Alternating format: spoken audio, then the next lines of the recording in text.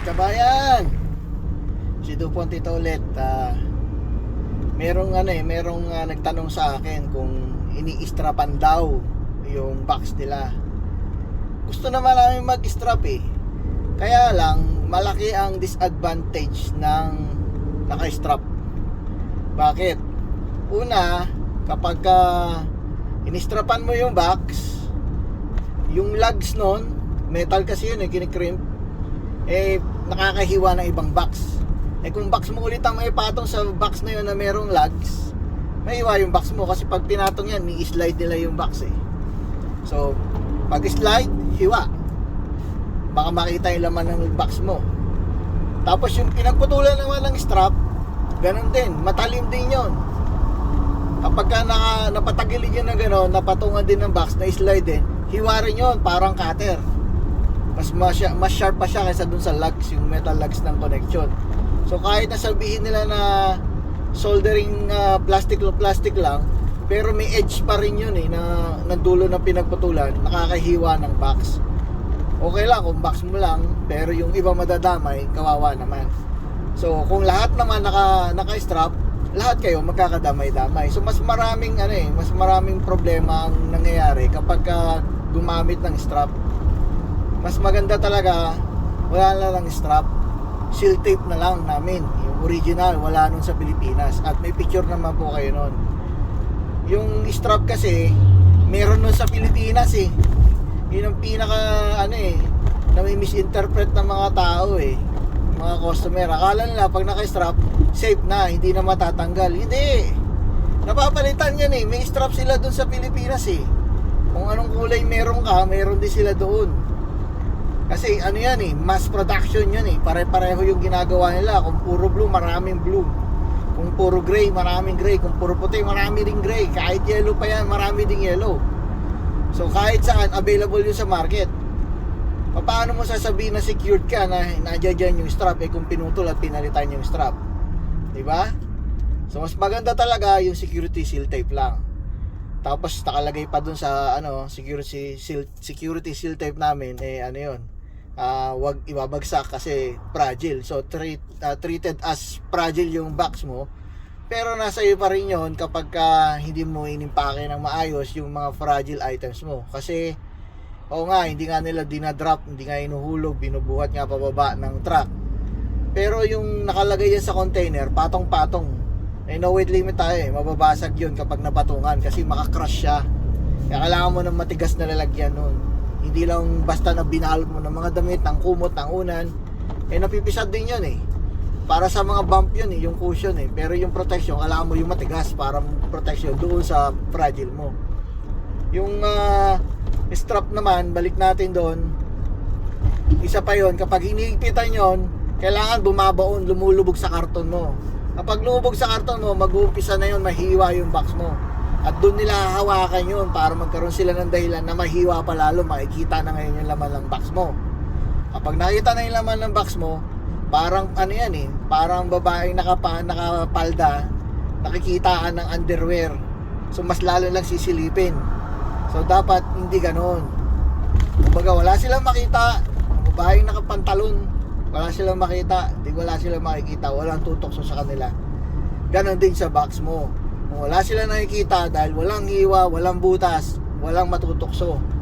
Kasi kapag may natukso, may mateterminate naman. Kasi sa amin, inuubos talaga namin yan. Tatanggalin namin yung mga loko-loko na ganyan. Kaya nape-perfect na namin. Wala na kaming insidente na nahiwa, nagasgas, na box na nakatawag ito, ng strap. Wala nang ganun ngayon. Kasi hinito na namin.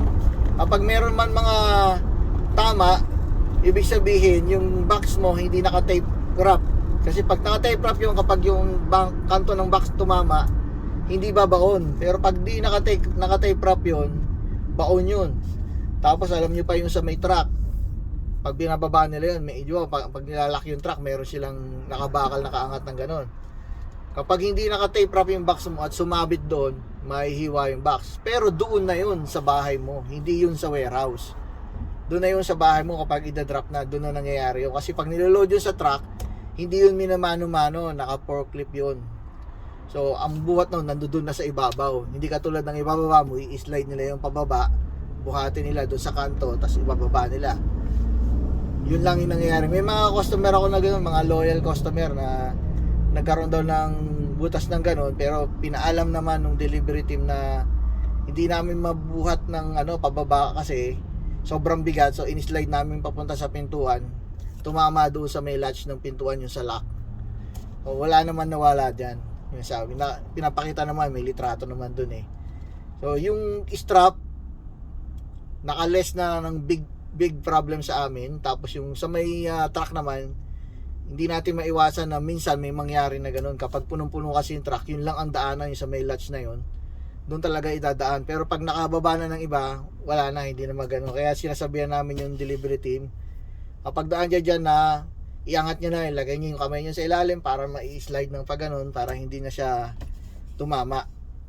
Kasi pag tumama, maaaring lumubog kapag naka-tape. Pero pag walang tape yun, baka mahiwa.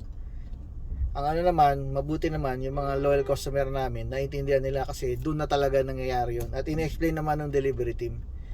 Tapos may mga tanong pa yung sa TV ulit. Yung TV na gusto nila magkalas ng crate sa bahay nila, hindi na po namin gagawin yun. Yung crate dito lang yun sa US. Pag nalagay sa container, naka-crate yung TV mo. Pagdating sa Pilipinas, aalisin na po yung crate. Ang ititira na lang yung sa harapan na plywood, sa harapan ng screen mo para hindi masira. Kasi kapag sa bahay nyo pa pinatanggal yan, magtatagal yung delivery team. Tapos papalagay nyo pa sa truck yung mga crate na yun, yung basura na yun.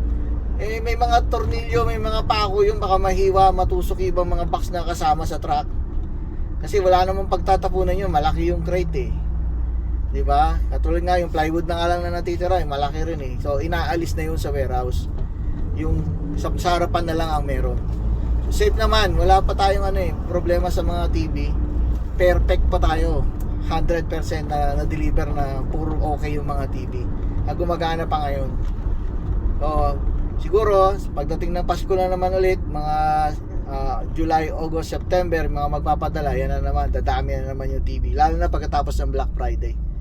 So yun lang po, inilinaw ko lang po yung disadvantage po ng strap. Di po kami talaga maglalagay ng strap para sa kapakanan ng box nyo, kasi gusto namin dumating ang box nyo na maganda, secured at alaga.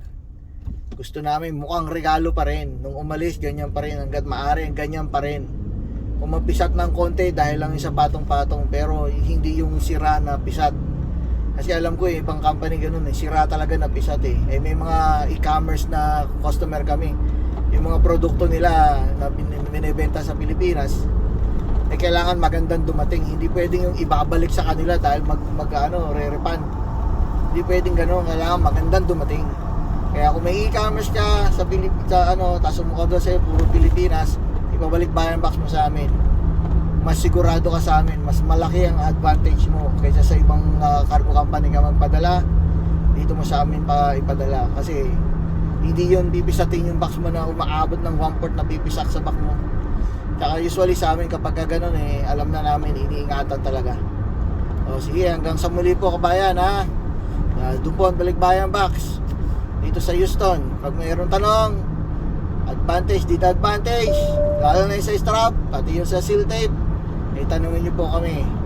Wala pong problema yun. I-explain po namin kung bakit hindi na kami nag-i-strap na dati namin ginagawa. Kumbaga natuto na lang po kami na hindi talaga dapat ginagawa yun, kasi hindi naman kahoy yung karton natin cardboard lang. Sige po, hanggang sa muli po. Doon po ang Balikbayan Box.